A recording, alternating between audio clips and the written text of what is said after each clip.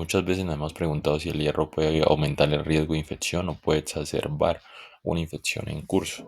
De ahí que nos motivamos a realizar esta presentación. Vamos a comenzar con un caso clínico. Es un paciente de 30 años, antecedente de diabetes mellitus tipo 1, practicante de una religión en la que le impide aceptar transfusión de hemoderivados, ingresa por una sepsis de origen urinario y se evidencia un acceso a nivel del psoas y del riñón izquierdo de aproximadamente 175 cc.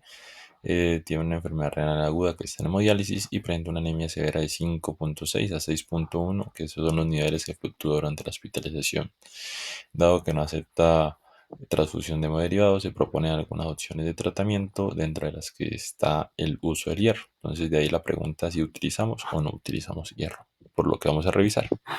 Y es que, pues, una de las patologías más comunes es la anemia por deficiencia de hierro. Incluso la OMS determina que es el micronutriente que más prevalece la de su deficiencia, y las indicaciones de hierro han aumentado en el tiempo. Ahora, pues bien, tenemos indicaciones en falla cardíaca que antes no las teníamos. El tratamiento con deficiencia de hierro con respecto a la seguridad de la terapia, ya sea oral o endovenosos, más que todo se basa en estudios antiguos, y la mayoría de evidencia proviene de pacientes con enfermedad renal crónica. La evidencia es contradictoria y muchas veces no concluyente. En cuanto a los efectos adversos del hierro, pues el hierro oral más que todo son de origen gastrointestinal, como náuseas, estreñimiento, diarrea, y el hierro intravenoso se genera una pseudoalergia relacionada con la activación del complemento y se asocia a hipofosfatemia. En cuanto a las dosis, vamos a ver que hay diferentes agentes de hierro intravenoso, en lo cual todos están compuestos de un núcleo polimérico de hierro rodeado por moléculas de carbohidratos que son los que le generan la diferencia en cada una de ellas. La dosis típica, uno de los más utilizados, el hierro carboximaltosa en una presentación. Las ampollas por lo general vienen de 500 miligramos y una dosis típica de 750 a 1000 miligramos. En cuanto a las reacciones a la infusión, es el principal efecto secundario del hierro intravenoso y pueden ser reacciones leves, que es aproximadamente 1 de cada 200 pacientes, o reacciones mayores, 1 de cada 200.000 pacientes. Y esto se debe a que no son reacciones alérgicas clásicas, sino que se deben a la activación del sistema del complemento, especialmente por la liberación de C5A y C3A. En cuanto a las manifestaciones, vamos a tener reacciones leves que pueden tener urticaria, puede causar alguna hipertensión, donde el manejo es detener la infusión y evaluar si se reinicia. Eh, Reacciones moderadas, donde vamos a tener ya un poco de disnea, hipotensión, taquicardia, donde el tratamiento va a ser detener la infusión, líquidos endovenosos. Podemos utilizar esteroides, o si ya va a ser reacciones que amenacen la vida, como un paro cardíaco, ya debemos utilizar probablemente las guías de reanimación o cosas un poco más avanzadas. En cuanto al hierro y la infección, se ha documentado que en las talasemias se aumenta el riesgo de infecciones por Klebsiella pneumoniae, Pseudomonas aeruginosa, E. coli, y en África subsahariana la suplementación con hierro ha aumentado la morbilidad y mortalidad por infecciones, dado que los niños, cuando están desnutridos, se les administra hierro oral y esto ha generado aumento de las infecciones. Se supone que, o se cree más bien, que es porque el hierro altera la microbiota a nivel intestinal. Otras enfermedades como la hemocromatosis hereditaria va a generar una disminución de los linfocitos T CD8 positivos. En cuanto a la relación de hierro y ciertos microorganismos, parece que tener en cuenta la virulencia de algunas especies bacterianas y varía según el subtipo en la cepa. Se ha visto en modelos murinos que la ablación genética de la lexina va a generar un mayor riesgo de gérmenes extracelulares gram negativos como Yersinia, Klebsiella pneumoniae, E. coli, mientras que otros estudios similares se ha evidenciado que aumenta el riesgo por otras bacterias como Staphylococcus aureus, que es gram positiva, y Mycobacterium tuberculosis, que es una bacteria intracelular. Y en cuanto al hierro y gram negativos propiamente, la asociación entre los niveles de hierro no ligado a la transferrina y el crecimiento de bacterias gram negativas se ha confirmado en varios estudios, y es que se ha evidenciado que es un factor determinante del crecimiento de E. coli, algunas cepas patógenas, y experimentos con la suplementación del hierro oral se demostró que aumentaba el crecimiento de E. coli, Yersinia enterocolitica y Salmonella. En cuanto a la infección y la enfermedad renal crónica propiamente, la infección es la segunda causa de muerte en pacientes con enfermedad renal crónica en diálisis.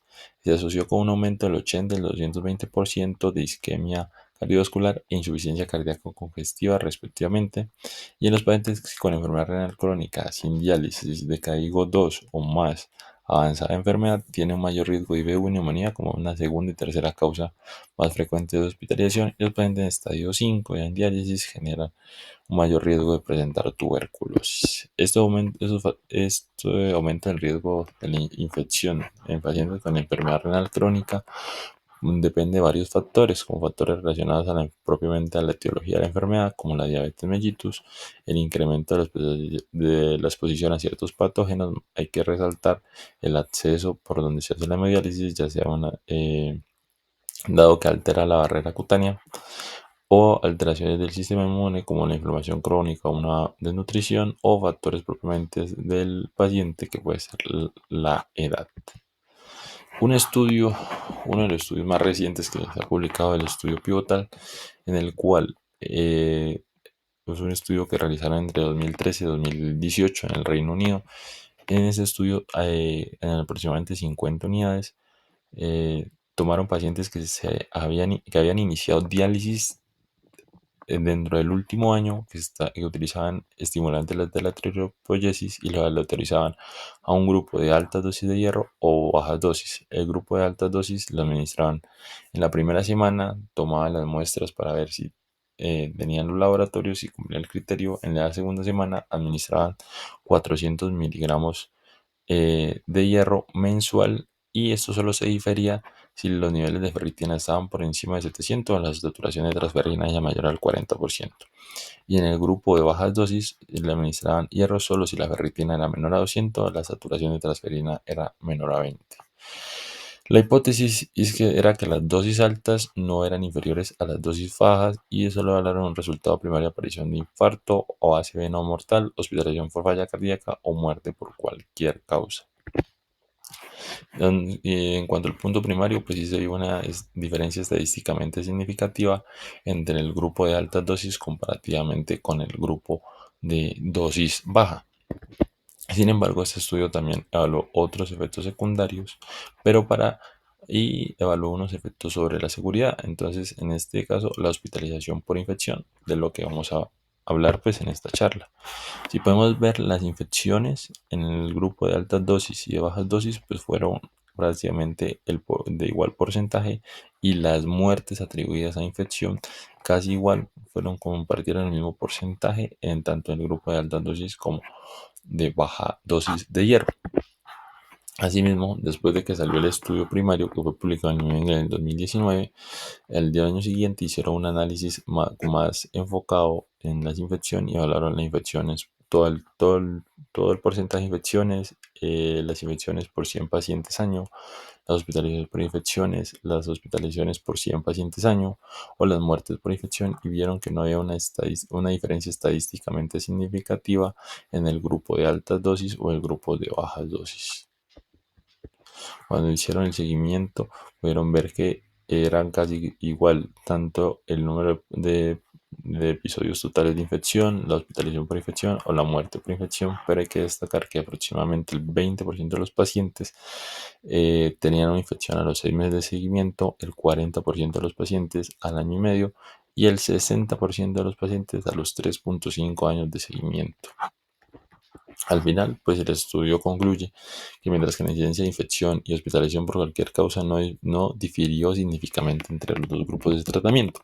Y bien, pues podemos tener eso, pero no es un resultado concluyente, dado que para tener una diferencia y poder definir si el hierro aumenta o no la infección como tal en los pacientes, deberíamos tener un grupo control, pero hacer un estudio tanto con un grupo control no sería ético. En cuanto a las recomendaciones de las guías CADIGO, es que va en contra del uso de hierro en pacientes con infección sistémica activa, y esto más que todo está basado en estudios experimentales, dado que el hierro en animales va a generar un aumento del estrés oxidativo, el estado inflamatorio y la tasa de mortalidad, aproximadamente el 60% en animales sépticos. En conclusión, pues el riesgo de infección por hierro no es fácil de determinar. Los médicos deben ser cautos y aplazar tratamientos con hierro intravenoso durante las infecciones agudas, y se necesitan pruebas más concluyentes.